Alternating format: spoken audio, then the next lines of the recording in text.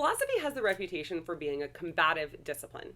It's a discipline of argumentation, of logical proofs, of needing to defend your premises with valid and sound conclusions.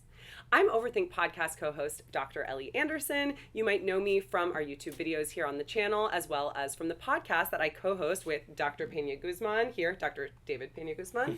And we're here to talk today about whether or not philosophy is combative. What are your initial thoughts on this, David? And you were a competitive debater for many years, so keep that in mind. So my view here is going to be a little bit biased because there is a lot, there's an overrepresentation actually of debaters in graduate philosophy programs, and it's actually because of this connection of argumentation and combativeness and debate. And on the other side of it, undergrads who major in philosophy have the highest LSAT scores, and being a philosophy major makes you a really good lawyer. yes, because of that like back and forth of argument and response, argument and rebuttal.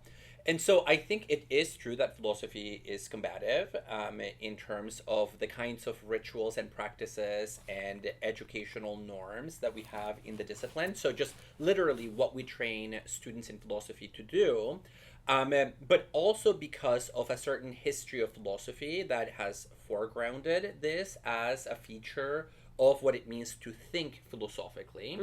I definitely have experienced philosophy as something that is combative and argumentative, which has played to my strengths in some ways, but that now I want to distance myself from a little bit, that agonistic conception of philosophical discourse as blood sport. And I am interested in potentially finding other ways of approaching philosophy that might be more collaborative, more constructive, rather than individualistic and arguably destructive.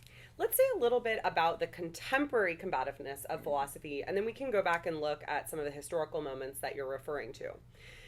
When you're looking at the way that professional philosophers, who are most often professors like us, interact with one another at conferences and other forms of public talks, as well as in writing, what you often find relative to other disciplines in the humanities is a willingness to push each other with very difficult questions that may not seem charitable. And that is something that I think surprises people a lot about philosophy. The fact that we are listening to a talk, 45 minutes, somebody speaking about their research, and then sometimes the first question in the question and answer will be, I heard you say this, but I also heard you say this. The second thing you said seems to contradict the first thing, which renders your entire argument invalid. How would you respond to that? And I will say, I think this can be wielded in very damaging ways. I think it can serve to intimidate and undercut people, as well as discourage them from the pursuit of philosophy if this doesn't appeal to their strengths. And at the same time, I do think there's something great about the candor that philosophy has, because I think what often goes unrecognized is that when done well, these difficult questions are asked not from a position of ego and not from a position of wanting to cut somebody else down, but from a desire to actually get to the heart of things. And so once you take the personal aspect and the tone out of it, what you get is this real sense of a collaborative pursuit of truth. So for me, the answer here is yes and no about whether these sorts of questions can be removed from ego. I think the answer is yes in theory, but probably no in practice, because often what you see in the profession, and I've seen this at conferences, I've seen this in dissertation defenses, I've seen this in the classroom in student-teacher dynamics, are cases where it almost becomes clear that the person sort of pushing in this way, going for the jugular, going for the winning argument, does it because they get a sense of gratification, and because they equate that gratification with sort of the joy of philosophy. But the person who is doing it in that way can always appeal to the argument that they're just doing it to get to the bottom of things, right? Like, you know, those reality shows where a contestant will always say, like, I didn't come here to make friends. Yeah. That's the philosopher. and it's always like, no, it's not that you didn't come here to make friends. It's almost as if you came here to make enemies. And, like, that's your point. And so my worry is that in practice, this legitimizes a lot of interactions that would never fly in other disciplines. Yeah. And you're right that people who often come into philosophy or philosophical spaces are kind of taken aback by the lack of charity that often frames everyday interactions among philosophers, especially when you don't know the other person and there isn't that context of like trust or a sense that you probably have my best interest in mind and you're doing this to help me and not to look like a badass philosopher in front of the profession. You mentioned that you think that this is not personal in theory, but in practice, ego is involved. And I want to say that I think sometimes yes and sometimes no. Yeah. Certainly, this is why I said when done well, right? Because a lot of times it's not done well and people do have egos. But I do think that, speaking for myself, one of the things I value about being able to speak with other people trained in philosophy is an ability to be more direct than I am in other contexts without taking things personally. I notice this in meetings in my department, my department of other philosophers here, professors at Pomona College, where we currently are. We can really talk about whether we think one another's ideas for the department are good in like a very neutral way that I don't think that I think nobody is leaving that meeting being like, that person thought my idea was bad, that means they hate me. I think there's this baseline sense of respect for one another that allows us to actually be really open and honest, and I don't find that in a lot of other contexts. I do find it in my friendships with other philosophers. We can often disagree. We often do disagree with each other a lot more than in my friendships with non-philosophers, and we're very open about that disagreement. And I like that because I think we could stand to have a little bit more friendly disagreement in social norms. Yeah, and I mean, in some ways, even though I keep saying that this agonistic, debate-driven way of interacting it raises these questions and it makes me uncomfortable, now more so than it did when I was younger. In some ways, we embody that in our own collaboration. It's kind of this back and forth between two people, although we do it in a much more friendly, constructive way than what happens at professional settings between strangers. And so it's kind of hard for people who may not have experience seeing those spaces in the flesh. But I mean, we're talking about very quote-unquote direct or candid interactions between strangers that in the absence of a friendship or that relationship of trust just seems kind of unnecessarily aggressive and cutting. Yeah. And so my worry is that sometimes when people defend that way of engaging in the profession, they have a misguided understanding of what the alternative is. Okay. Because, for example, I am not in a philosophy department, and me and my colleagues, disagree all the time about various things. And it's not as if we run out of the room crying that we hurt each other's feelings, but it is true that our norms of communication are mediated through the expectation that we will soften the blow in our attempt to build a kind of more positive working relationship. And that's not something that I have felt the pressure to do in philosophical spaces. Okay, maybe in philosophy, you take off the gloves a little bit more. Whereas there's maybe a little bit more tact in what you're talking about. I want to mention a gender dimension of this, which is that philosophy has historically been a discipline dominated by men, and still today, in the 21st century, and I'm speaking in an American context specifically, it is the humanities, there's a discipline within the humanities that has the least amount of women faculty members. I don't know exactly what the statistics are today, but last I checked, it was around or less than a quarter of philosophy faculty members at universities are women. And I think a lot of women... Especially tenure track. I think it's different at the entry point versus at the upper echelons. Gotcha. Yeah. I think a lot of women find the aggressiveness of philosophy to speak to an implicit masculinity within the discipline that doesn't get named as such. It gets named as neutral, right? Oh, we're just speaking directly and plainly. And actually, what passes for neutrality is really this masculine norm. You mentioned the idea of agonistic. Agonistic comes from the ancient Greek word agon, which means struggle, fight, right? So there's this pugilistic character to philosophy. And a lot of feminist philosophers have focused on the way that not only does that discourage women from going into philosophy, but it also fails to recognize on a kind of values level other forms of communication that may better serve the discipline in other ways. Yeah. Because it can inhibit creativity, right? If you're so afraid of being wrong, then you might never venture any ideas to begin with. And that doesn't seem like a good norm for philosophy to have. Yeah, and this is a problem that philosophy and, to go back to my own sort of formation, competitive debate have in common. And that is that they tend to value and reward traits that are associated with the socialization of boys. Again, that pugilistic, combative, you get up and you sort of dust yourself off and you jump back into the ring. You take the gloves off, you said a moment ago. Yeah, or what did I say just now? You take the gloves off. Yeah, so you put the gloves on, but then if it's a really good fight, you take them off to cause more damage. And then if they knock you down, you get up. And depending on how you view norms of socialization around along gender lines, it's not that women and girls can't do that, but it's actually that from a young age, girls are rewarded for not doing that and for doing the opposite, for thinking about other people's feelings, for avoiding conflict, for engaging in conflict resolution.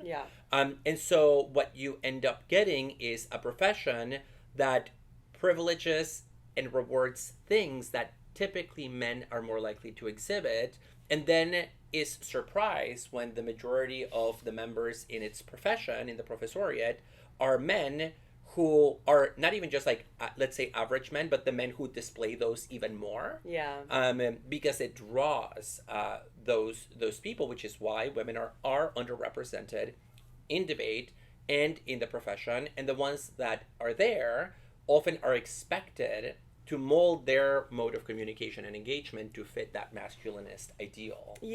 Because from an early age, if you're being socialized into certain skills and not others, by the time you're 18 thinking about what to major in college, if you haven't developed those certain skills, you might think that you're insufficient at philosophy. Well, and this is a particular instantiation of that philosophical and economic myth of the marketplace of ideas. The notion is that if you just let the ideas sort of bounce against one another, the better idea will win, as long as it has, as Habermas would say, the force of the better argument behind it. And so this notion that when you enter a debate or when you enter philosophy, everybody's equal and you really are just testing the power of their mind and their power of reasoning. But it really doesn't take into account all the power imbalances that shape how people feel like they can interact in those spaces. So obviously we talked about gender as one variable, but even other power imbalances. Just to give a concrete example, I've seen many situations in which a graduate student, for example, will give a presentation at a conference. Then a full-time professor who is in a position of power over them, goes for the jugular against a graduate student. The graduate student is actually in a really difficult position because either they will decide to engage and potentially risk alienating somebody who is in a position of power over them, or they will fold and they will risk losing the prestige of being a good thinker and a good philosopher who is quick on their feet. And, in my case, I've also felt that pressure. I felt it more when I was younger in debate than now, because things changed, around being ESL. Because the playing field was not equal. I first began doing competitive debate in high school about 6 months after I arrived in the US and began learning English for the first time. And so people were just like bulldozing over me. And I just felt like I had to take the blows and never really had a way of answering in the same way. And for a long time, my accent and my limitations around language were this kind of let's say, this asterisk Yeah. that always followed my participation in those agonistic debates. That, if I stumble over a word, or if I forget a word in that space, it reads as forgetfulness or as not as smart as somebody who is quick, when it's just this accidental result of these other variables. We've been talking about the give and take of philosophy in a combative fashion, and I want to think about first one other way of a give and take, doing a give and take that is not combative, and the second is to think, actually maybe a couple, and the second is to take us back into briefly that history, like how do we find ourselves in this situation where philosophy is combative. So from a different kind of give and take perspective, I have a background in improv comedy. I wasn't particularly good at the comedy part, but I was good at the improv part. And in I can see that. That was an attack and a compliment. The improv part was that in improv, you give and take. So you put something forth, and it's almost as if you're throwing a ball that another person catches, right? And so there's this trust and sort of falling into the void, knowing that your partners are going to pick up the slack, that is very collaborative in nature while also consisting in a give and take. And I said I was just going to mention one example, but another example that came to mind is something that our shared dissertation director, Cynthia Willett, has written about, which is the call and response tradition in Africana thought, which is that you sort of put something out there, and then there's a response that emerges, and there's a rhythmical, reciprocated collaboration that's involved there. Yeah, but the response must itself seek to elicit a further response rather than it shut down, right? Yes, this is the difference between a response and a rebuttal. Good. Yeah. And so, yes, I agree. The case of improv is really good. And if you translate that into an academic space, I think this is the difference, for example, between the traditional conference where one person speaks and then has to defend themselves. It puts people in the defensive against an audience of critics. Yeah. And the workshop where people come, sit around a table, share their ideas, and then elicit constructive feedback to better their project rather than to tear it down. So there are models for this. Yeah. Can we do history? Yeah. What was the history point here? So let's think about why philosophy has this sort of give and take element to it. I think obviously a place where we might start here is in the Socratic method. Yeah. So in ancient Greek philosophy, you have Socrates, who considered himself not to be an expert in any particular area of knowledge, but to be a midwife of wisdom for others. And you have this midwife imagery, and you also have the image of the gadfly, somebody who pesters people. And the way that Socrates did this, as many of you presumably know, is to ask people questions. To ask a question, to get an answer to that question, and then for the answer to that question to be the chance for Socrates to ask a further question.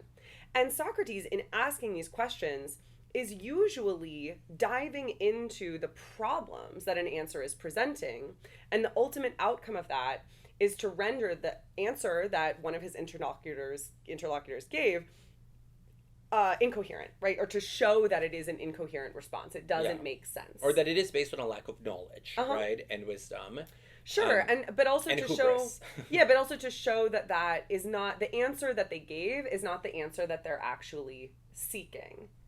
And so this Socratic method is a way of probing people's assumptions, because one of the things that it really interestingly shows is that even if you don't think you have philosophical positions, you do. Because when asked a question, you're going to have some form of an answer, and then that answer is going to reveal the assumptions that you're bringing to the table, which Socrates is then going to show you, and so on and so forth. And Socrates claimed that this approach was not meant to cut people down, although he was executed for corrupting the youth, but rather to expose the limits of what we humans know and to actually encourage us in our love of wisdom. Yeah, he was not there to make friends. He was just there to get to the bottom of things. He did have quite a few friends, though. Yeah, he also had a lot of enemies, which is why they killed him. Not to come to the defense of Socrates' sentence necessarily, but I think there is ambiguity even in the Socratic dialogues about how we should interpret Socrates as a philosopher in terms of this distinction between really just seeking truth for its own sake through this dialectic, and the other concept is meiotics, when you know help people give birth to their own ideas, because there is also, and some of his contemporaries accused him of this, there is a deep egocentrism to Socrates that comes from his desire to show people that they don't know what they're talking about. When Socrates goes to the oracle at Delphi, the oracle says, nobody knows more than Socrates.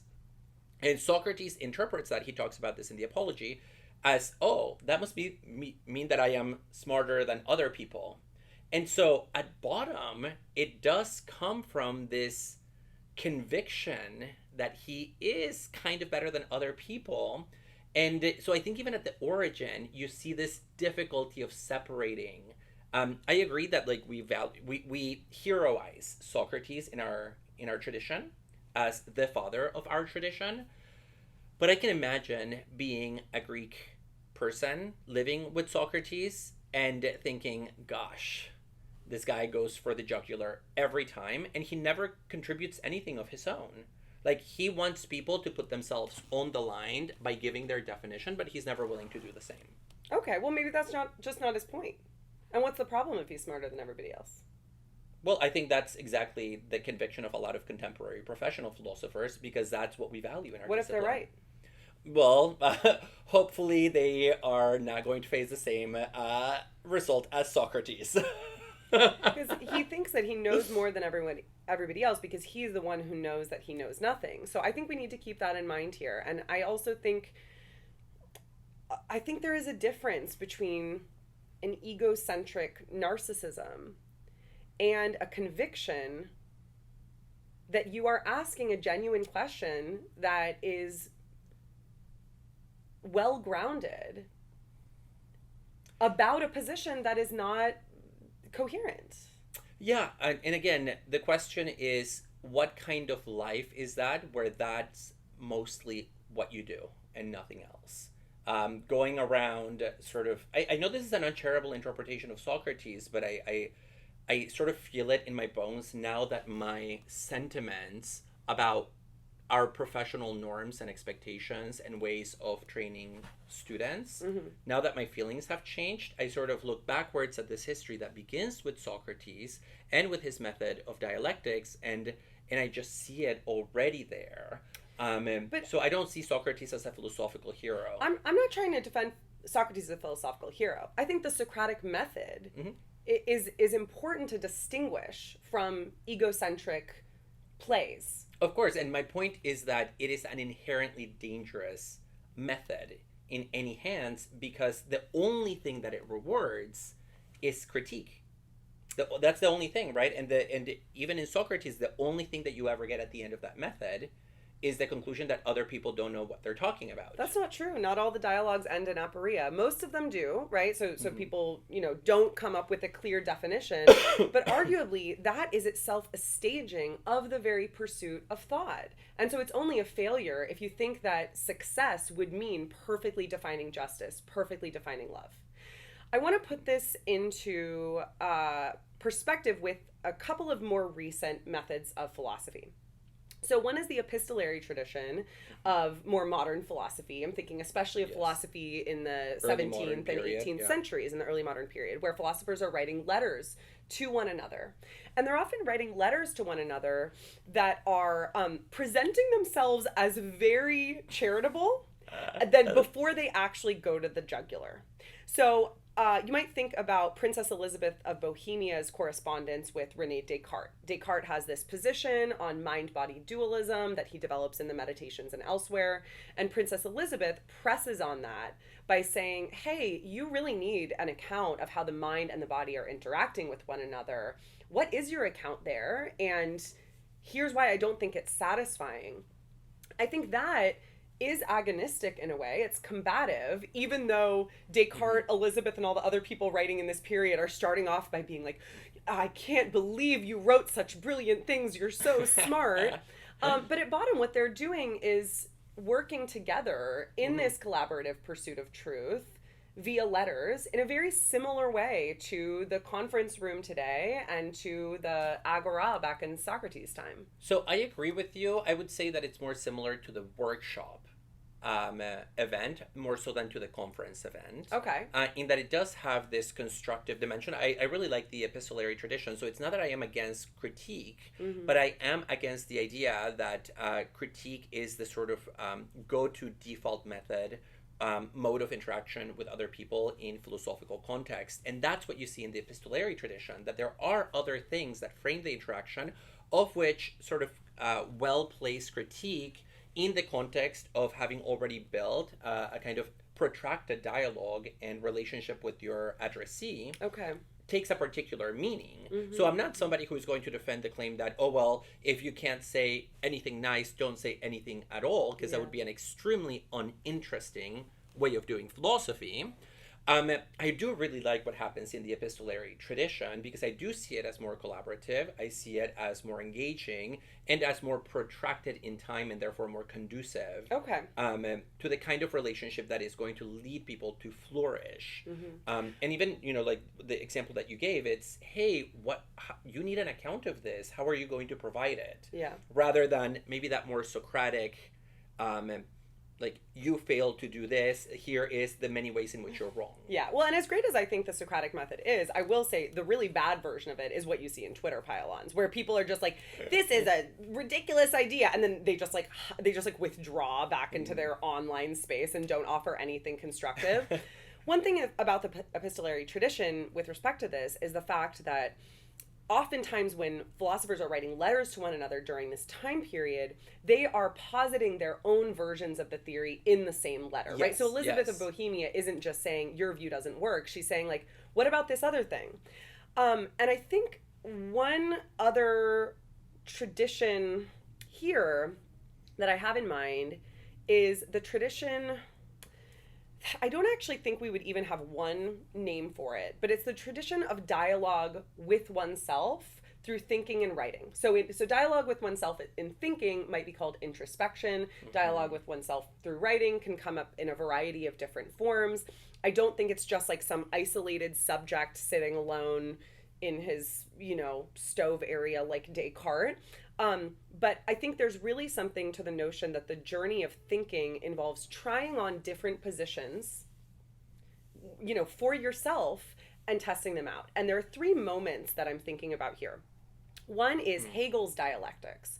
So in Hegelian dialectics, what you have is a position that's formed, and then another, or a theory, this other theory that comes about, a realization that the two things clash, even though one emerged out of the other, and then a figuring out what emerges from that, right? Very kind of weird way of putting Hegel's dialectics. But Hegel talks about explanation, for instance, as the dialogue of thought with itself. And he thinks we gain enjoyment of this, something he talks about in the phenomenology of spirit. And I think there's really something beautiful to that. In a different way, you see this in medieval proofs, where Thomas Aquinas, for instance, will have, a paragraph saying, here's this idea, another paragraph saying, here's this other idea that contradicts it. Okay, where do we land? And I'm going backwards in history here. The third, or historically first of the three moments here, there are, of course, further moments back and forward, I'm sure, is with Aristotle. A lot of Aristotle's texts start by saying, here's what a lot of people think about this topic. Here's a different way of understanding this topic. You might think this, but you also might think this, right? And so in those three forms of texts, or two philosophers, Hegel and Aristotle, and then one tradition, medieval proofs, Aquinas and others, you see a working out of thought within itself. Against itself, yes. Yeah, against itself. I like that better than within itself. Yeah, no, I mean, I like that a lot. I think dialogical thinking is very powerful. There are some interesting differences between these models. So, for instance, in the dialectical... within a Hegelian framework of dialectics, that negation is sort of spontaneous. It's inherent to thought itself. Thought posits something by its very nature. It then contradicts itself and seeks to find a resolution in a new positing, and that sort of triggers an engine. That triggers a process that makes thought progress through negation, and so it's not really an intentional thing. It's just sort of in the nature of thought to do this. Mm-hmm. That's different, for example, than the case of the medieval scholastics, Yeah. who very much intentionally present an idea. They look at tradition in particular, usually to Aristotle, and they will say, well, the greatest philosopher gave this counter argument. How do we sort of tweak the logic to make sure that we get over this obstacle? But dialogical thinking is great. I think that one other form of dialogical thinking can be to introduce other people into the process. Yeah. And so I think it's a way of expanding our notion of dialogics, where the problem with both the Hegelian one, arguably the scholastic one, what was the third one that you said? Aristotle. The Aristotle one is that since it's all generated by the subject in one way or another, with the aid of their own knowledge and reading, you are very rarely in a position to truly surprise yourself, which is what another person, another interlocutor can do. Give you an objection or an obstacle that you did not anticipate and that might actually lead you to change your mind. So that principle of novelty, I think, really comes from a more communal and collaborative setting. But I mean, honestly, this is the majority of my thinking. It's dialogical, right? I think about it, I try to come up with counter arguments and try to resolve it. But it's usually when I talk to other people that the conversation, like even right now, goes in unexpected directions and gives me a landing pad in a place that I wouldn't have gotten to entirely on my own. I think it's a false binary, though, to think about dialogue with other people versus dialogue with oneself. For one, because Hegel, Aristotle, the medieval scholastics, although they were writing down these, their works themselves, or in Aristotle's case, like, doing the lectures, they're drawing on their dialogues with other people, right? So it's not as if they were just living in vacuums. Hegel, for instance, had tons of dialogues with his contemporaries. And so by the time he's getting to this point of writing up the phenomenology of spirit, it's not just springing forth from his own head, it's springing forth from the sedimented history that he has of thinking through these things with other people. I also disagree that we can't genuinely surprise ourselves, because I think the nature of the self is to be multiple, such that surprise does come. I surprise myself all the time when I'm writing. Like, oh, I said that? Okay, interesting. And this is actually something I've had a dialogue with another philosopher about. Anthony Steinbach, another phenomenologist. He originally thought that one could not surprise oneself. I think he ended up footnoting me in a book on this because I pressed him a little bit on that. I do think that we can surprise ourselves. We should probably wrap up. Any final thoughts on this? Yes, I'm trying to figure out how to bring this to a close here, since you raised interesting points that now are making me go in other ways, but you're right that we're out of time here. I'll say that I think having a dialogue with another live person in the moment adds an instability, or it opens up the future of the interaction in a way that dialoguing with my reading of previous philosophers doesn't in the same way. Okay. So I don't think it's a false dichotomy. I think there is something there that is real and that makes a difference. I actually do agree with you, though, that we can surprise ourselves. I'm not saying we only surprise ourselves. I think other people surprise us too, and maybe in more interesting ways, and certainly more frequently. Yeah, but in the context of developing our ideas and our thoughts, I think our default is to just follow a specific thread, and the presence of an other can unravel that thread and braid it. My metaphors here are getting away from me, and take that thread in a very different direction. Yeah. So, and for that reason, I find philosophy conferences extremely generative. So in sum, I would say, I don't think, when we're asking, is philosophy combative? I would say no, but I would say there's a lot of combative elements of philosophy that I want to hold on to, while also recognizing there are others that are not worth holding on to. How about you?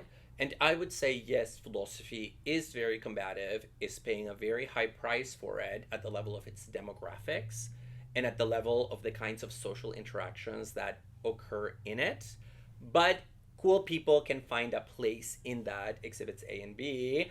And so it's not as if it's only blood sport. Yeah. And so I see signs for being hopeful. So I think we're saying the same thing. No, you said that it is not combative. But I mean philosophy is not fundamentally combative. Contemporary philosophy is in some ways that I like and don't like, which sounds like just what you were saying. I see, okay. See me combating your claim by saying we're actually saying the same thing. And look at me being surprised that you said what I wanted to say in a different voice. We hope this has offered some good food for thought. Check out Overthink Podcast wherever you listen to podcasts. We also have a Patreon where you can support us so that we can create more videos and podcasts like this video. Follow us here on YouTube as well, or subscribe to our channel here if you haven't already. And thank you so much. Bye-bye.